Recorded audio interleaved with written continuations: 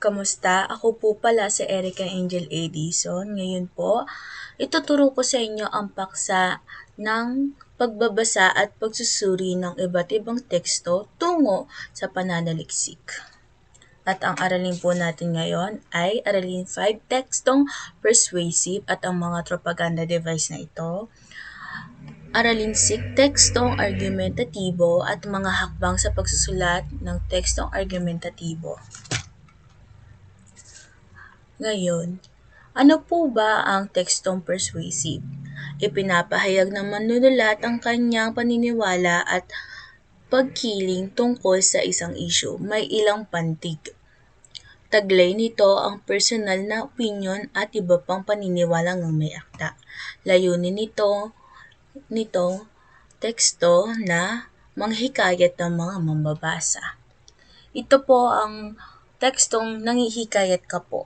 Kunwari po, ako bilang isang manunulat. Nagsulat po ko para makumbinsi ka at makumbinsi ang lahat na umanig po sa akin na umayag po sa death penalty. Ganun po. At may mga propaganda device naman po ito. Ang name calling, glittering generalities, transfer, testimonial, plain fox, car stacking, bangwanggon. Ngayon naman po ay tumungo tayo sa unang propaganda, ang name calling. Ito po ay ang pagbibigay ng hindi magandang taguri sa isang produkto o isang katunggali upang hindi tangkilikin. Karaniwang ginagamit ito sa mundo ng politika, halimbawa, pagsisira sa mga kandidato kapag may eleksyon. Ginagawa po talaga yan ng ibang mga tao na tumatakbo bilang presidente, senator, at iba pa po. Kung saan sinisiraan po nila yung mga katunggali nila.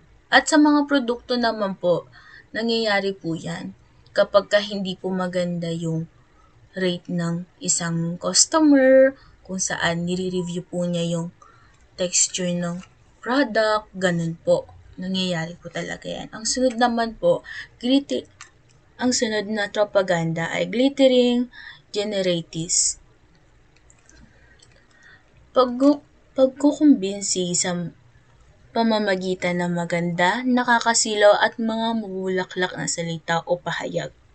Halimbawa, mas titipid sa bangong Tide ang iyong damit ay mas magiging maputi sa Tide, puting-puti.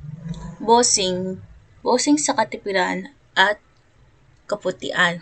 Which is, ginagawa po talaga to ng mga aktor at aktres sa kanilang commercial na kung saan sinasabi po nila mas tipid, mas masarap, mas maganda gamitin. At ito po iyon.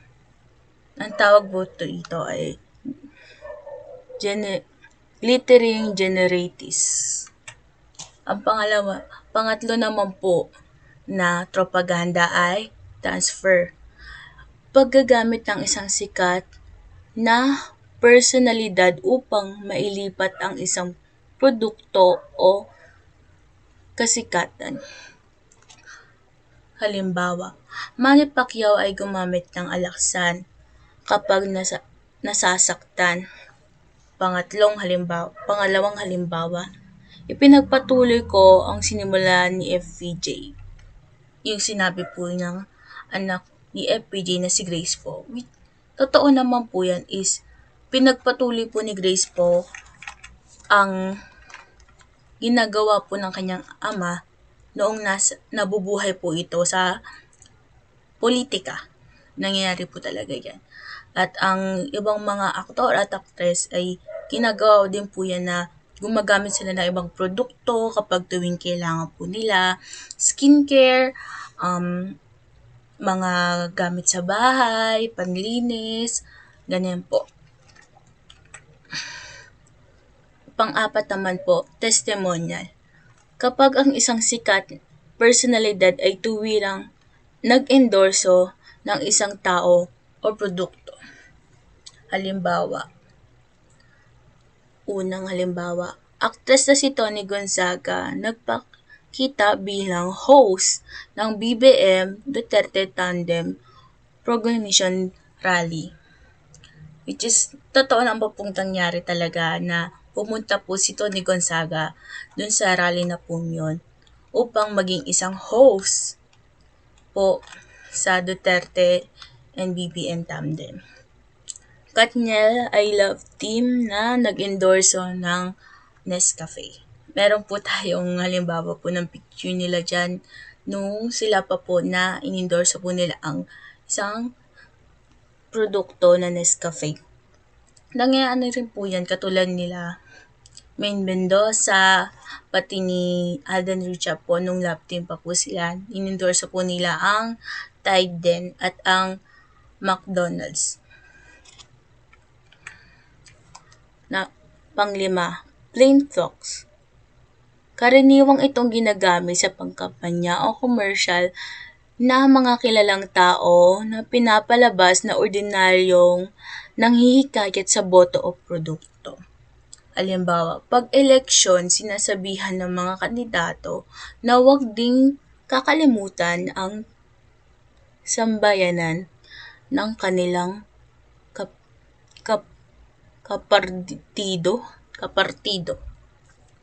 na kung saan po ay kapag sa produkto po ay parang pinapalabas po sa isang commercial na ordinaryong tao lang po sila na kuwari nahihirapan din po sa mga maliliit na bagay na kung saan ginagamit po nila ang isang produkto na iyon o kaya sa pag makeup sa skincare kapag po na anuhan na nila yung skincare na pumuputi po talaga sa mukha nila, nagiging maganda po talaga ang kutis nila, ganun po. At ang sa election naman po, sinasabi naman po talaga yan kapag tapos mag-perform or makapagsalita ng isang artista sa harapan ng stage. Sinasabi po niya lagi na, huwag niyo pong kakalimutan, iboto si ganyan, ganito. Pang-anim, card stacking. Ipinapakita ng lahat na magaganda ang katangian nito, ngunit hindi binabanggit ang hindi magandang katangian. Halimbawa, noodles ay madaling maluto at mura, ngunit maraming tagong asin at matataglay ng sakit. Which is totoo naman po talaga na kapag kumain po tayo ng madaming noodles each, magkakaroon po tayo ng iba't ibang sakit. Marami pong sakit yan. Hindi lang po, sakit sa bato, ganon. May mga ganon po tungkol sa mga sobra sa asin. O kaya naman po, produkto ng Coke. Yan. Masarap po siya, maganda kapag po mainit ang panahon. Kasi lalo na po pag malamig yung Coke na yun. Pero, marami pong sugar yon kaya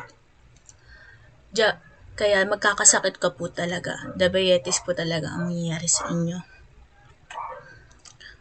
Pangalawa, bangwanggon.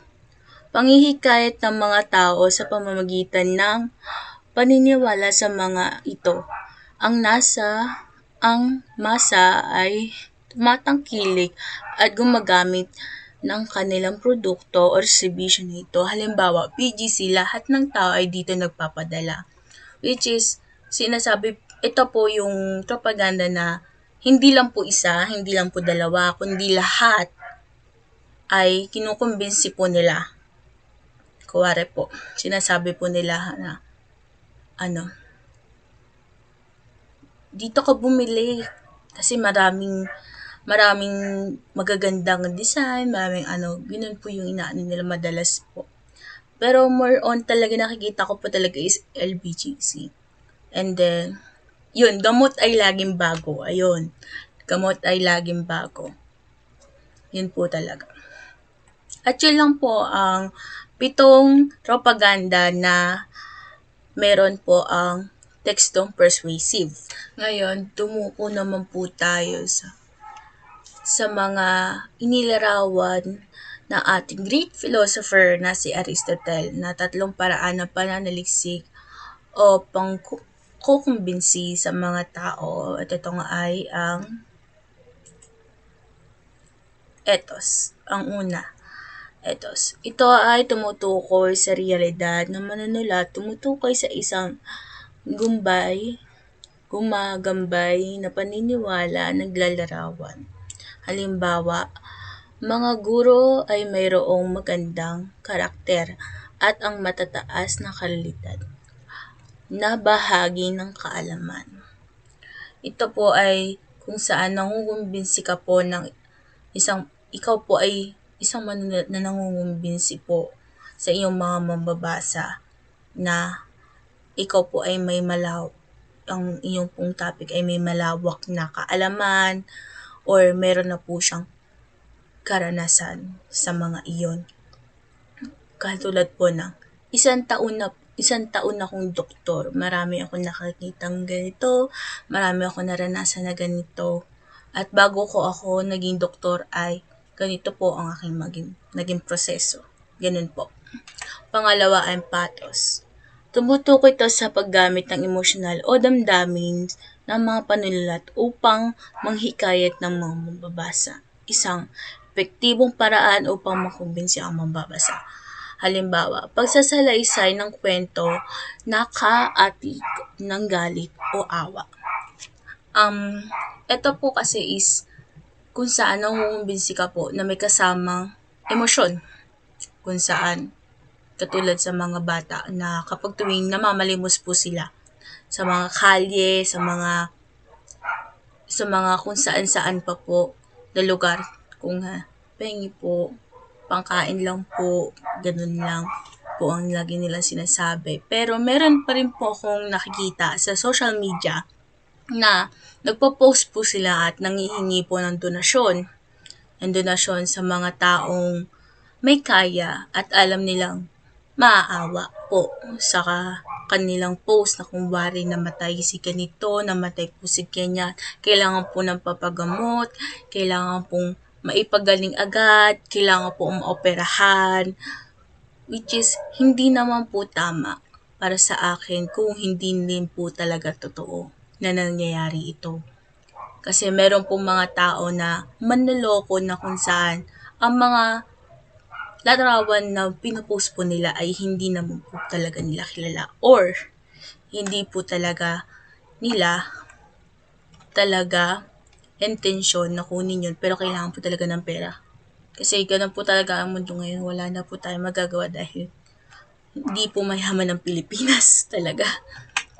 Logos, sa pamamagitan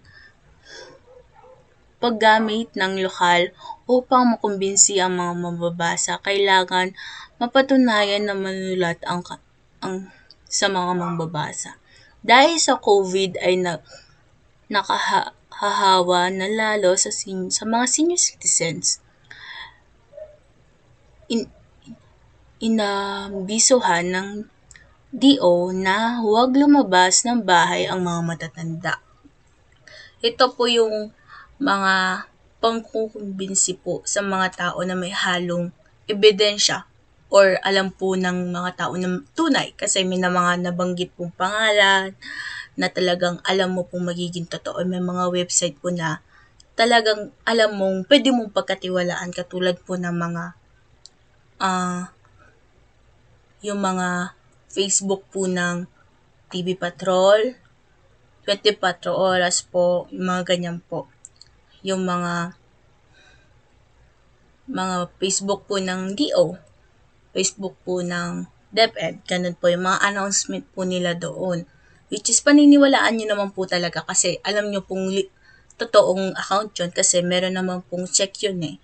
Tsaka malalaman mo rin naman po yun dun sa information na nakalagay sa mismong FB or page po ng social media. Ngayon po, tumungo tayo sa tekstong argumentatibo. Ang manunulat ay kailangan ipagtanggol ang kanyang posisyon sa paksa o sitwasyon na pinag-uusapan. Kinakailangan na may matibay na ebidensya. Ang ang manunulat upang mapatunayan ang katotohanan ng kanyang ipinaglalaban. Ang magandang halimbawa nito ay debate. Totoo naman po talaga, ayan po yung naisip ko pagka tuwing sinasabi po, may gagawin po tayo ngayon. Magsusulat po tayo ng isang teksto tungkol sa tekstong argumentatibo. Which is isip ko po ay debate po ito. May gagawin po tayong tekstong argumentatibo ay debate po. Pwede may debate, pwede naman pong ikaw po, ipinagtatanggol mo yung sarili mo na kung wari. Nag-agree po ako sa K-12, sumang-ayon po ako sa face-to-face, at hindi po ako sumang-ayon sa online class. Ganyan po. Mga hakbang sa pagsusulat ng tekstong argumentatibo. Una, pumili ng paksa, isulat ang angkop para sa tekstong argumentatibo. Halimbawa, pagtupad ng K-12. Yan, una po, mag-isip ka po muna ng iyong paksa, which yung po yung magiging pinakapunto po ng iyong argumentatibong essay or yung pagsusulat.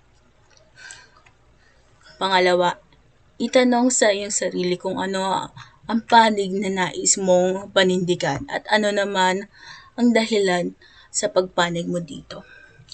Which is, ang halimbawa po natin ay K-12. Sumang-ayon po ako. Sumang-ayon po ako. Pinili ko po ang sumang-ayon ako. Dahil po, lalo po kami na mga teenager na lalawak po ang utak namin bago po kami makapunta sa college. Nalalaman po namin kung ano po ba yung dapat namin i-adjust, ano po dapat namin gawin para hindi po kami mabigla bilang isang teenager or mga nakapagtapos ng grade 10.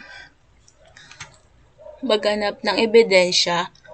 Ito ang impormasyon o datos na suportan ang iyong posisyon.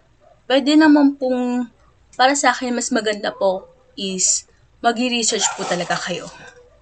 Maghahanap po kayo sa Google, sa Wikipedia, sa mga ganyan po, na mga pwede pong maging ebidensya ninyo na kung bakit may ganito, bakit po ba ipinatupad yung K-12, ano po ba yung dahilan ng DepEd, ng gobyerno, kung bakit po ba ipinatupad po ang K-12. Yun po. Ngayon naman po ay dumako po tayo sa pang-apat na steps or hakbang sa paggawa ng tekstong argumentatibo. Gumawa ng burado or graph. Una, panimula. Unang talata po ay yung panimula. Ikalawa, kagiringan o kondisyon o sitwasyon nagbibigay daan sa paksa. Kung saan po sinasabi mo po na paano po ba, ano po ba yung maging positive po nung napatupad po ang K-12. Ano po ba yung mga nangyari? Naging maayos po bang yung pag-aaral ng college? Hindi na po ba kayo nabibigla? Ganun po ba? Ikatlo, ebidensya suporta sa posisyon na maaaring maidagdag ng talata kung mas marami ang ebidensya. Kung saan po, suporta po kayo sa K-12. Maghahanap po kayo ng iyong research sa Google na kung saan suporta din po sila sa K-12 na may kasama pong ebidensya or suporta po sa iyong desisyon na kung bakit po sinusuportahan nyo po or sumasang-ayon po kayo sa pagtupad ng K-12. At maghahanap din po kayo ng madaming ebidensya kung ba't po pinatupad ang K-12. Ika-4 na talata, counter agreement. Asahan mo may ibang mambabasa na hindi sang-ayon sa iyong argumentibo, ilahad dito ang iyong mga lokal na dahilan kung bakit ito ang iyong posisyon. Totoo naman po kasi may mga hindi po sang-ayon dahilan po ay kulang sa pera at wala po silang pambayad ng tuition or pagbigay ng baon at saka pagbili ng uniform and then mga gamit na pang-aral po ng kanilang mga anak. At dagdag po ito sa mga gastusin. At paano pa po pagka-college na, 'di ba? Mas malaki pa po ang gagastusin. Katulad po ng ganun. Tapos maghahanap po kayo na pwedeng iyong maging dahilan kung bakit nyo po nag-agree o sumang-ayon sa K-12. Parang ilalaban mo po yung sinasabi po nila na hindi sila agree or sumasang-ayon sa K-12 dahil po dun sa kakulangan ng pera ng mga magulang. Ang sasagot nyo po ay okay lang. Okay lang po kasi pag-aaral naman po ng anak ninyo ang iyong ginagastusan at hindi po ito na itatapon na lang sa basura na parang wala. Kasi nakakatulong din po ito sa future o sa kinahaharap po ng buhay ng iyong anak upang makatungo siya sa magandang buhay, magandang kinabukasan, ganun po. Ikalimang talata, unang conclusion na isasagot sa tanong na lalom sa iyong isinulat. Conclusion po, mga nasa essay po yan sa pinakababa, sa pangatlo pong paragraph. Hindi ko po alam yung Tagalog ng paragraph, pero dun po siya sa pinakababa na kung saan yung mga tanong po ay sasagutin mo based po dun sa iyong opinion. Sa inyong opinion. Sagutin mo po dun gamit po ang iyong opinion, yung mga damdamin. Ika-6 na talata. Ikalawang conclusion na sasagot sa tanong na ano ngayon kung yan ang iyong posisyon. Kasi sasagutin mo po yan. Yan. Sa pangalawang conclusion na kung bakit po kayo sumang-ayon sa K-12. Ano naman kung sumang-ayon ka sa K-12? Laking gastos lang yan, laking perwisyo, dagdag pa sa pag-aaral, at ang dami pa pong asikasuhin. At ano po ba ang iyong sasagot kung bakit ka po umagri? At sinabi ko na rin po ay para po ito sa kinabukasan po ng ating mag-aaral. Na ako bilang mag-aaral para po sa kinabukasan ko. Kaya po sumasang-ayon po ako sa K-12 kasi ayoko po talagang mabigla ako sa college. Kasi yun po ang kinakatakutan ko simula pa po nung first year junior high school po ako. Na diretso po ako ng college noon. Yun po ang kinakatakot ako. Mabuti na lang po ay ipinatupad po ang K-12.